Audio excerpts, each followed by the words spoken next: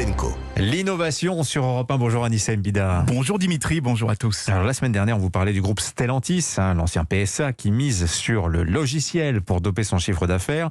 Vous avez observé une tendance plus globale dans l'industrie automobile, débloquer des options par logiciel pour gagner plus d'argent. Et oui, il se trouve que les constructeurs s'inspirent de plus en plus des applications mobiles, vous savez, celles qui sont soi-disant gratuites, mais qui obligent à payer un abonnement si on veut continuer à les utiliser.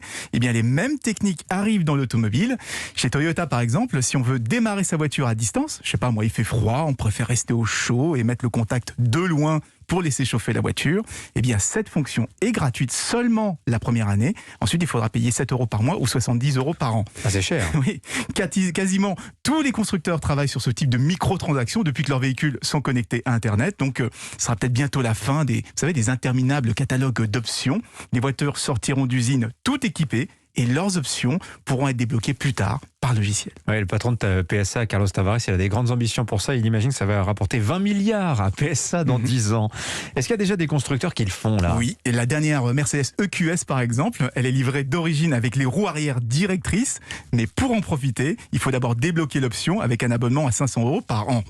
Même chose chez Tesla où la conduite autonome et la super accélération, celle qui vous colle au siège, se débloque toute seule par logiciel, mais après avoir payé 7000 €. Oh, toujours plus. Alors, parfois, ça se passe mal. BMW avait tenté un abonnement à 80 € pour voir l'écran de son iPhone dans le GPS.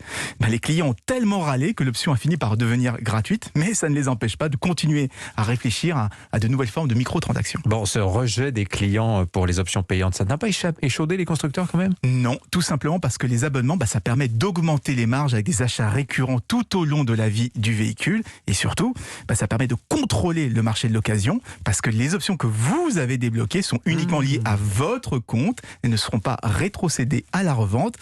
Vous allez voir, bientôt, on ne pourra plus y couper à tous ces petits abonnements. Je crois que je vais racheter une voiture des années 80, moi. Ça coûterait moins cher à l'époque.